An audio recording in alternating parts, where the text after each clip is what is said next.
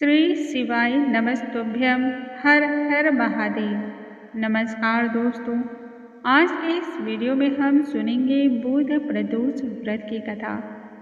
वार के अनुसार जो व्यक्ति प्रदोष का व्रत करते हैं उस व्यक्ति को उसके अनुरूप ही फल की प्राप्ति होती है।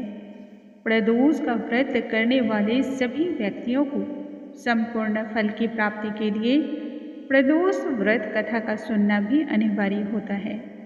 हर माह की त्रयोदशी तिथि को प्रदोष का व्रत किया जाता है। भगवान भोलेनाथ को प्रसन्न करने के लिए यह व्रत सर्वोत्तम कहलाता है। इस व्रत को करने से मनुष्य को सुख और संतोष की प्राप्ति होती है। इतना ही नहीं, इस व्रत के प्रभाव से सर्व कामनाएं भी सिद्ध होती हैं। आइए हम इस व्रत कथा को आरंभ करने से पहले यह भी जान लेते हैं कि इस दिन कौन कौन से विशेष कार्य प्रत्येक व्यक्ति को करना चाहिए, फिर वह प्रदोष का व्रत करता हो अथवा नहीं करता हो। देखिए, बुधवार का प्रदोष व्रत जो होता है ना, यानी कि जो प्रदोष व्रत बुधवार को पड़ता है उसे बुध प्रदोष व्रत के नाम से जाना जाता है। इस दिन मनुष्य को हरे छिलके वाली मूंग शिवलिंग पर अर्पण करनी चाहिए तथा बेल पत्र और दुर्वा भी अर्पण करना चाहिए। बहुत ही शुभ प्रभाव होता है। इस दिन गाय को हरा चारा खिलाना चाहिए। यदि संभव हो सके तो हरे रंग का वस्त्र धारण करना चाहिए, और यदि हरे रंग का वस्त्र नहीं है तब ऐसे में कोई भी हल्के रंग का वस्त्र आप धारण कर सकते हैं, जैसे कि सफ़ेद या फिर पीला। इस दिन हरे रंग के रेशमी वस्त्रों का दान भी किया जाता है। यह करना बहुत ही शुभ होता है। आइए अब हम आरंभ करते हैं प्रदोष व्रत की कथा। सबसे पहले भगवान भोलेनाथ का हम जयकारा लगा लेते हैं। बोलो हर हर महादेव, जय शिव शंकर, जय शिव शंभु, जय माँ पार्वती। पौराणिक काल की बात है, एक पुरुष का नया नया ब्याह हुआ था। अभी विवाह के 2 ही दिन हुए थे कि उस पुरुष की पत्नी बटफेरे के लिए मायके चली गई। कुछ दिन होने के बाद उस पुरुष को अपनी पत्नी की याद सताने लगी और वह पुरुष पत्नी को लिवा लाने की सोचने लगा।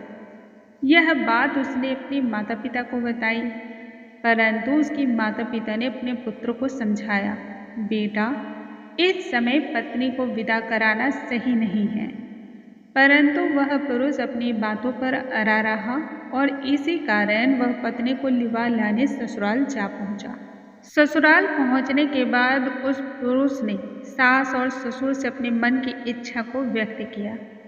तब ससुराल वालों ने उन्हें रोकने का बहुत प्रयत्न किया कि विदाई के लिए बुधवार का दिन बहुत ज़्यादा अशुभ माना जाता है, यह कार्य वह ना करे। उस पर भी वह लेकिन नहीं माना और अपनी जिद पर अड़ा रहा। विवश होकर के सास ससुर को भारी मन से अपने जमाई और पुत्री को विदा करना पड़ा।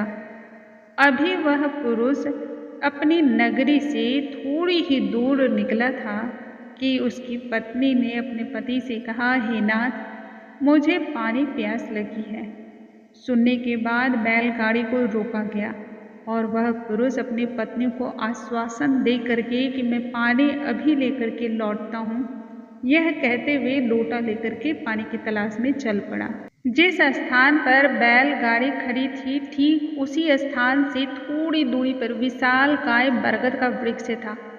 पत्नी उसी वृक्ष के नीचे आकर के थोड़ी देर बैठ गई और सुस्ताने लगी। जब कुछ वक्त बीत गया तब उसका पति पानी लेकर के वापस लौटा। जब लौटा तब उसने देखा कि उसकी पत्नी किसी अन्य पुरुष के साथ हंस हंस कर बातें कर रही है। इतना ही नहीं, उसकी लोटी से वह जल भी पी रही है। यह देखना था कि उसको इतना अधिक क्रोध आ गया कि उसका कोई ठिकाना ही न रहा।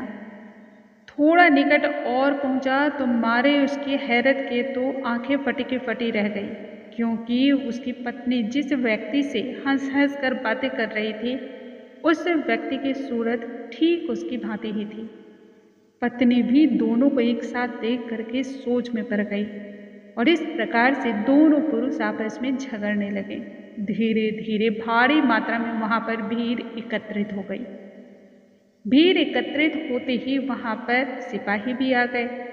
दोनों हम शक्ल आदमियों को देख करके वह सिपाही भी हैरत में पड़ गया। तब आखिरकार उसने निर्णय निकाला और उस स्त्री से पूछा, अरे ओ स्त्री, बताओ इनमें से कौन सा तुम्हारा पति है? हैरत में पड़ी हुई उसकी पत्नी तो ऐसे ही ठगी की ठगी थी, वह तो कुछ बोल ही नहीं पाई। तब उस पुरुष को अपनी गलती का एहसास हुआ। काश मैंने अपनी सास ससुर की बात मानी होती, काश मैं अपने पिता और माता की बात को मान करके विदा करा के न लाता। इतना ध्यान आते ही वह पुरुष भगवान शंकर से प्रार्थना करने लगा, हे प्रभु, हे महादेव, हमारी रक्षा करें। मुझसे बहुत भारी गलती हो गई है जो मैंने किसी का कहना नहीं माना। मैं ऐसा प्रण करता हूँ कि भविष्य में कभी ऐसी गलती नहीं करूँगा। आज मुझे इस विपदा से आप उबार लो। जैसे ही उस पुरुष की प्रार्थना पूर्ण हुई और उसने आंखें खोली तो देखा दूसरा पुरुष वहां अंतर्ध्यान हो चुका है। इस तरह से पति पत्नी सकुशल अपने घर खुशी खुशी पहुंच गए। उस दिन के बाद से हर त्रयोदशी को जो बुधवार जब पड़ता था तब दोनों पति पत्नी नियम पूर्वक और श्रद्धा पूर्वक विश्वास के साथ इस व्रत को रखने लगे। इसलिए प्रत्येक मनुष्य को यह प्रदोष का व्रत अवश्य करना चाहिए। ऐसा करने से जीवन की परेशानी का अंत होता है। भगवान भोलेनाथ आपकी इच्छाओं का मान रखते हैं और आपकी जो भी मनोरथ होती है उसे भी पूर्ण करते हैं। जीवन के दुख पीड़ा सभी प्रकार से समाप्त हो जाती है। धन धान्य सुख समृद्धि की बढ़ोतरी होती है। बोलो हर हर महादेव, जय शिव शंभो। इस प्रकार से आज के इस वीडियो में हमने सुना बुध प्रदोष व्रत की कथा। दोस्तों, अगले वीडियो में हम फिर से मिलेंगे। तब तक के लिए नमस्कार।